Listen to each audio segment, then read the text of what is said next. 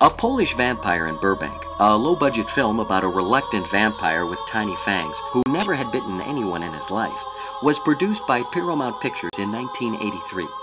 The story was about a young vampire named Dupa who was on a quest to bite his first victim. The wildest character this vampire had encountered was in a jacuzzi at a local health spa. Well, I'm a queerwolf. A what? Paul Fardman, as the Queerwolf, had less than 5 minutes of screen time in the movie. But those 5 minutes made such an impact on audiences that Pirromount toyed with the concept of expanding the character into a film of its own one day. That day came in 1985, when filmmaker Mark Pirro sat down to write a retelling of the old Wolfman story with a slightly offbeat slant.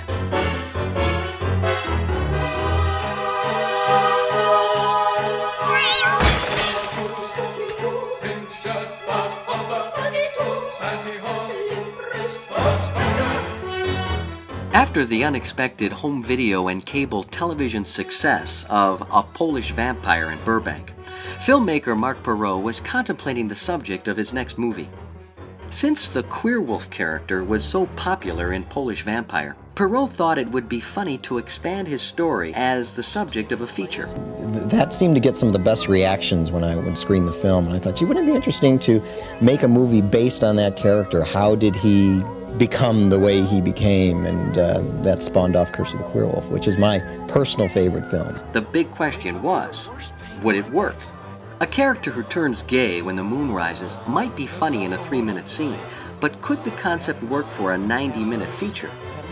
This was shot a little different than Polish Vampire was. We actually tried to work on something in the way of a schedule. Pirro brought aboard Brian J. Smith to be an associate producer. Pirro had met with Smith while working on Polish Vampire and was impressed with his organizational skills. We decided to try to make this very organized. And even though we had no money to make this film with, we were going to approach this like a regular film. And I laid out a schedule that we're going to shoot, I think, 20 days over the course of 6 weeks. You know, almost like a regular shooting schedule. We're going to shoot every weekend and 1 or 2 days during the week of every week in between the weekends. We had a crew, we had maybe only 6 or 7 people, and we had actors, and everyone was going to devote their time, and it was going to be great. The lead was given to ex-Universal tour guide Michael Palazzolo. Palazzolo was a friend of Pirro's and had expressed interest in being in a Pirromount film, and Pirro thought it would be a good idea to hire a friend in the lead. Pirro reasoned that a friend would be more of a team player. I've been wrong before. Curse of the Queerwolf began filming on March 8, 1986, with less than about a $6,000 budget to work with. Mark Pirro and his small crew assembled at the house of co-producer, sound designer, and fellow actor Sergio Bandera to begin a long night shoot, which went on well into the morning. The cameras they were using were extremely noisy, so Bandera had designed several types of camera blimps made out of foam rubber and Tupperware. The blimps kept the cameras quiet, but also made it very difficult to get to the camera's controls, not to mention see through the viewfinder. I just remember that the equipment we had was very limited, and I felt I was getting creative just to get an exposure on film. So, why would Homicide want to talk to Larry? Not homicide, this is homicide. I investigate the murder of homos. The second day of shooting was in an alley behind a restaurant owned by an old friend of Mark Pirro's, Kevin McCarney. McCarney was the former owner of Mucho Mas, a restaurant that Pirro used in his previous film, A Polish Vampire in Burbank. In the 5 years since, McCarney had gotten out of Mucho Mas and opened a smaller restaurant called Poquito Mas. He allowed Pirro to shoot in the alleyway behind his establishment. For the rest of the opening scene, the crew moved across the street to a storage area behind a restaurant owned by another of Pirro's friends, Joe Michelli. Michelli had allowed Pirro to film in his restaurant for Polish Vampire and had made his restaurant available to him again for this film. Just like Pirro's previous films, many of the actors were friends and acquaintances of his who he had met while working as a tour guide at Universal Studios. Listen, we really appreciate you guys not pressing charges. It would have been most embarrassing. every box office, big screen movie I've ever seen, and every video I've ever rented. That footage of me in Curse of the Queerwolf has got to be the absolute worst acting job I've ever seen on film.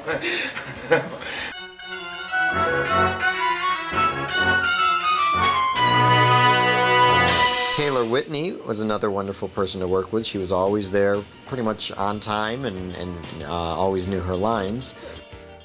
I had a hard time with the screenplay because I didn't find it funny, and they had like a 10-year reunion, and I went to that, and I brought a friend of mine, Margarita Lorenz, who is film buff and totally into old B movies, and she enlightened me. But it was 10 years later. She enlightened me, and she was on the floor laughing. She was laughing so hard because it was a parody or a spoof of all these B movies, but I didn't get that. The wolf bit you, didn't he? Yeah, he did. You were bitten by him, eh? Huh? No! Even a man who's pure in heart and says his prayers by night. Even a wrist that is strong and firm and holds up straight by day. They become a werewolf when the wolfbane blooms and the moon is full and bright. May become limp when the moon is full and the Queerwolf comes your way. Take it easy. After 2 days of filming, Pirro had gotten a call from Crown International Pictures. And they said that they'd be interested in talking to us about doing a feature for them. They said, we like this project. How much would it cost to shoot it on 35mm and do it like a real movie? What excitement! I was hoping as a general manager, because I was in sales and marketing, that I could have that film and theatrical and do big things with it. So Mark and I sat down and we budgeted it out, and we figured it would cost, I don't know, $100,000, something like that. And the company said, oh, this is interesting. Don't shoot anymore. We may want to finance this. So the whole project shut down for several weeks while this company debated whether they were actually going to finance the film or not. Call me my son. I can help. And in the end, they said no. But stay in touch with us. Maybe we'll do something else at some point. So then we had to kind of regroup and get the energy level back up. But by that time, a few people had dropped out, the crew had started to dwindle, and what was originally going to take 6 weeks to complete principal photography ended up taking about 6 months. Sure you know what you're doing? On April 15th, 1986, one of the funniest scenes in the movie was shot. The Queerbilly scene, those two guys, John McCafferty and Pat Hunter, as these two inbred mountain men, cracked me up. I mean, I couldn't even shoot it without laughing. That was a fun scene to shoot, and probably my favorite memory to do with the Deliverance scene was the morning we shot it. Mark showed up with the finished lyrics to the Beverly Hillbillies parody song and sang them for the cast and crew. And I just thought it was one of the funniest things I'd ever heard. Come and listen to my story about a man named Blair, a poor little man who was bitten by a queer. Then one day he was walking by a stream and met a couple guys and they wanted to ream. Sodomy, that is. Black hole. Squealing pain. Well, the first thing you know, old Blair's on the run. He don't approve of this kind of fun. He knows where this woman is where he ought to be. 'Cause if he gets caught, he's gonna go. And then to add that weird song on top of it, the Ballad of the Queerbillies, that just made it complete. He don't approve of this kind of fun. He knows where the woman is there he ought to be. If he gets caught, he's gonna go. But I remember Mark Pirro, when he was filming us, he couldn't keep the camera still because he was laughing so hard. So I saw, I've never seen this before, but a cameraman with his eyes closed trying not to laugh. So I don't know if that was even in focus, how you could keep focus when you have both eyes closed.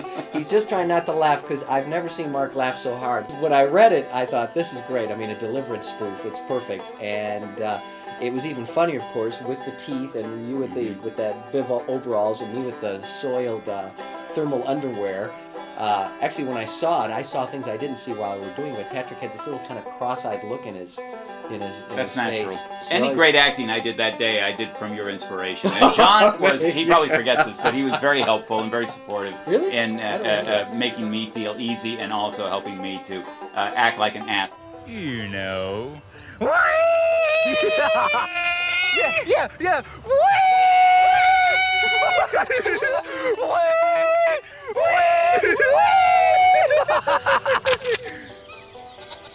As filming commenced, a little problem started to arise. Mike Palazzolo was losing interest in the project. Everything was fine in the beginning, and then as time went on, he was less available. Thinks he's Jack Nicholson. What I remember is taking this really seriously and staying home at night and memorizing my lines and coming in prepared the next day, and him not even having looked at the script, and we had to wait around for him to memorize like 2 lines. I'm going back to Lois. You want to do that over? Stop. There were several times when we would have a call, and as I remember, he didn't show up. Where is he? Who? Check out back. I'll check the other room. And so we had to do something else that day. I'll see you tomorrow at work. I'm not going in.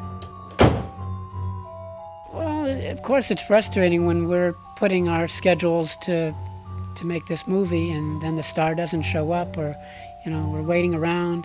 It can be frustrating. It was supposed to be a scene with him and me, and he wasn't there. So we either didn't shoot that day, or we had to shoot something else.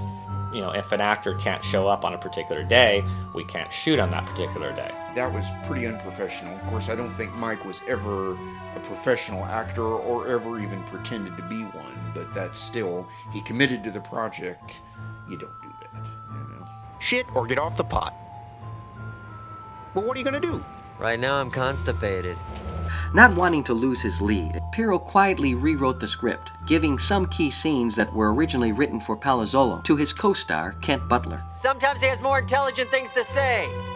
And in fact, the script was continually evolving, and Mark ended up giving a lot of extra dialogue to Kent in various scenes that Kent originally wasn't supposed to, you know, be carrying the scene, but because Kent was always there and Kent was great at memorizing his lines, especially at the last minute, Kent ended up getting a lot more screen time than his character originally was intended to. Just by switching over some of the sequences to Kent, it worked out better. As an actor, Kent was one of the most dependable people on the set. You know, no matter how many times we changed the schedule around, Kent was always there. Kent was a blast, and I liked his laugh a lot. He just took it and ran with it. He was great. Butler was originally supposed to make his acting debut in Pirromount's Polish Vampire, but circumstances would force the scene onto the cutting room floor. In Queerwolf, Butler was finally allowed to shine. All right! I don't really remember in the original script how large the part was for Dick Cheese, but I remember it wasn't as large as it ended up in the final version, simply because we couldn't count on Mike, so we kind of cut his part down and enlarged Dick Cheese's part. Reaction shots with co-stars were almost always filmed with actors staring at some stand-in off-camera. Associate producer Brian Smith found himself doubling Palazzolo a lot. Pretty much any shot in the film where you don't see Mike's face being recognizable, that's probably me. The thing I really remember is, okay, I gotta leave in an hour and a half. We've been here for an hour and I am bored. Bored? How do you find all this boring? And so what we're gonna do. So we were rushing, but yet we'd have to keep doing retakes because he didn't get his lines down. You know, we've got, 3 hours of shooting to do, and suddenly he's got to leave in an hour and a half. Although he never threatened to quit, the cast and crew believed that one wrong move would drive Palazzolo away, and to everyone's frustration, when Palazzolo wanted to leave, nobody would confront him. You had enough. Enough? Hey, we just got here 4 hours ago. He was like the worst kisser. It was so gross. But he was using his tongue, and he's not supposed to use his tongue. You're just supposed to open your mouth and make it look like you are French kissing. When you're, acting, you're not supposed to really do that. I mean, you guys were intimate. We were not intimate. Well, I'm not. It's neither good or it's bad. I guess it was. On June 2nd, 1986, the clinic scenes were filmed inside a realtor building in Studio City. Palazzolo popped in for about a half hour to make his token appearance, and after he left, 3 segments were filmed with Kent Butler performing scenes that were originally written for Palazzolo. Since Palazzolo rarely looked at the script, all changes went unnoticed by him. Yeah, I did. Well, I was really thrilled to get Forrest Ackerman in the movie. Forrest had seen Polish Vampire in Burbank and said if I ever wanted to use him in a film, he'd be happy to do it. So I ended up using him in 2 of my films, in Nudist Colony of the Dead as well as Curse of the Queerwolf. I really required acting because I'm a teetotaler, and I remember you stuck a tube in my mouth and theoretically were pumping booze by the gallons into me. And I remember my cheeks began going up, and then you had some gadgets on my belly that it was going bigger and bigger, and then for the first time I explode on screen, and I thought, that may be the end of my acting career, but I understand actors are losing their head every day in Hollywood, and they go right on acting. On July 27, 1986, 3 scenes at 3 different locations were shot with Palazzolo: a gypsy scene, a strip club scene, and a bookstand scene. Pirro raced around the city with Palazzolo and grabbed all the footage he could before Palazzolo had had enough and was ready to call it quits for the day. I'm gonna get out of here, okay? The makeup effects were done by a guy named Tim Ralston. He handled all of the Mountain Men makeup. He did the Queerwolf makeup. He actually designed these hands with fingernails that would come out. This was the hand that was designed for the fingernail sequence. Through here, this would there were some tubes, there were some wires. They were like very stiff wires, and you'd push here, push through here, and then the fingernails would just stick out. You know, I'm sure Mark would understand what I was saying. It's just... In an attempt to keep things rolling smoothly and quickly, it was decided to scrap the sound blimps altogether, and just like in Pirro's previous film, loop all the sound in post-production. You're very quiet, Larry. Call me Lawrence. Lawrence. What? You said to call you Lawrence. You're very quiet, Larry. Call me Lawrence. Lawrence? What? You said to call you Lawrence. On August 5th, the gypsy car accident scene was filmed in front of Bandera's house. Stuntman Eric Megason doubled for the gypsy woman, and Pirro himself was driving his own Pontiac Fiero. On August 17th, a long day was scheduled at Michelli's restaurant.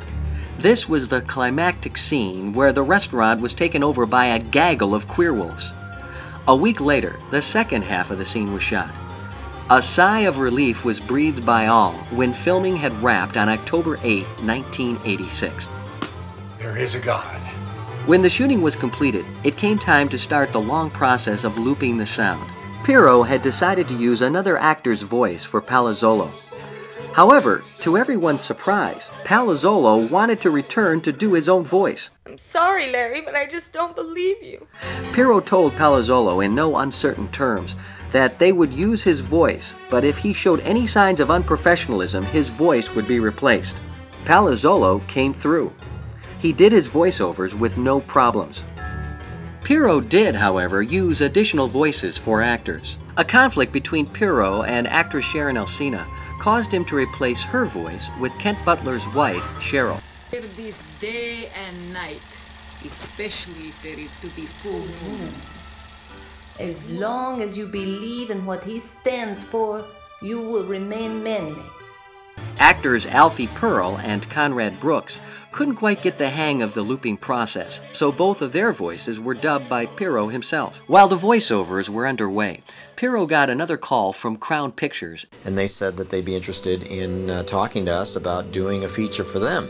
They agreed to finance Pirro's next feature film, Death Row Game Show, with one condition: that the movie start pre-production immediately. Not wanting to miss this opportunity, the post-production work on Queerwolf was put on hold while the Pirromount production crew began Death Row Game Show. It's Death Row Game Show, where contestants are convicts, where the commercials are controversial. Try the new Electro Zappy Fence. And where the host encourages audience participation. 8981, can you hear me? Oh, I can't find any release forms on this convict either. Death Row Game Show. Here we go. You'll die laughing. Rated R. Dave BAUGHN was very instrumental to us getting Death Row Game Show. He had seen Polish Vampire, he'd showed it to some of the executives at Crown, got them interested, and then ultimately got them to get behind us doing Death Row Game Shows. It did play theatrically. It did make a good chunk of dough in the home video market. There was great timing at that time in home video, so big sales were made, and this certainly was made a very profitable sale. Once Death Row Game Show had wrapped, Pirro went back to work on finishing Queerwolf. When Mark asked me how I wanted my credit in the film, and he told me I could have it however I wanted, so I could be above the title, and I said no, I didn't want to be above the title. I wanted all the credits to run, and then I wanted to do the "and Kent Butler as Dick Cheese." And he said, "You sure you don't want to be above the title?" And I said, "Nope, I want "and Kent Butler as Dick Cheese." He said, "Okay." In 1990, Pirro struck a distribution deal with a small company called RALSTON. RALSTON handled the duplication, boxes, and posters, but while they were acquiring the rights to Queerwolf, they were in the process of filing for bankruptcy. I don't believe this is happening. Believe what? Even in its limited distribution, Curse of the Queerwolf was being discovered, and to Pirro's surprise, was getting good reviews. Variety loved it, Fangoria loved it. I think if you have a sense of humor and you can look at it and just enjoy it for what it's worth, I think that you're going to get a kick out of it. If you're uptight, and then you really shouldn't even see any of my films. I think the movie Curse of the Queerwolf is a well-written, clever comedy and a satire about a lot of male fears in our current day and age. And a lot of fears, homophobic fears. I think it satirizes fears we have of sexuality, and to me it's actually a film with a script that is better than 90% of the movies that get made from our current Hollywood entertainment. When the moon is full and yours is too, this must be placed where never was the sun to shine, where it is dark and quiet, where no man was ever to have gone before. You mean in the ass? Well, if you want to talk dirty. I don't want to die. Believe me, you get one of those things up your ass, you'll want to die. Give me the weapon, he's a Queerwolf! You're not playing against the big boys. These are movies that will never play theatrically. You're going for the home video market, and you're going for a kind of a cult audience. Not even by gun. Not even a gun. Look, this flashback is over. What more do you want me to say? Over the years, fans have been discovering this film, and it has developed a cult following, especially in the gay and lesbian community. When Polish Vampire was purchased by USA Network in the early 90s, Queerwolf was passed on because the film was a little too wild for the network. There weren't a lot of gay-themed comedy films at the time. And certainly not any films that handled the subject with such irreverence. Yeah, they won't get the idea. Well, Today, thanks to films like The Birdcage, Priscilla, Queen of the Desert, and Tu Wong Fu, Thanks for Everything, Julie Newmar, gay-themed comedies are more accepted in the mainstream. With all the problems of low-budget filmmaking, from unprofessional actors, noisy cameras, inexperienced crew members, and inadequate lighting, Curse of the Queerwolf managed to be completed and released. Sort of like myself sometimes when I've been editing a magazine virtually for free just because I love the genre, and I applaud the low-budget filmmakers. And thanks to all the new techniques of distribution, Queerwolf will continue to be discovered by generations of new fans who have a slightly skewed sense of humor. So it's just the perseverance, it's the knowledge, the dedication to saying, this is what I want to do, and I'm going to do it. That's certainly what Mark Pirro did, and he still does. And I basically, you know, it was pretty casual. The sincerity was fun.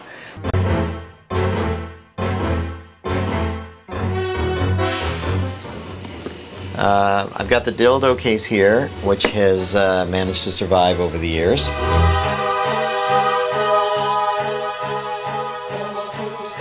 Well, I'm not. It's neither good or it was bad. I guess it was.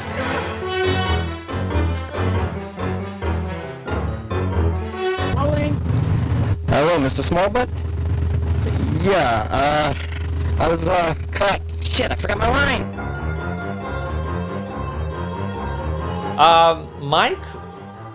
Mike was...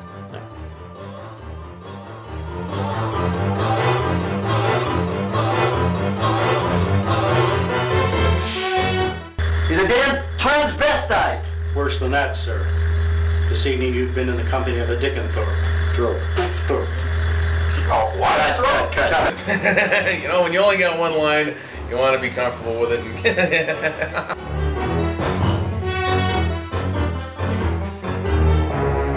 That's a great idea.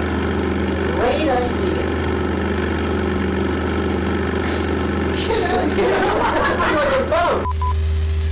49A5, take one. Take one. No, I haven't shown this film to my daughter. My daughter just turned 13, so maybe when she's 43 and I'm dead, then we'll put it in a time capsule and have her look at it.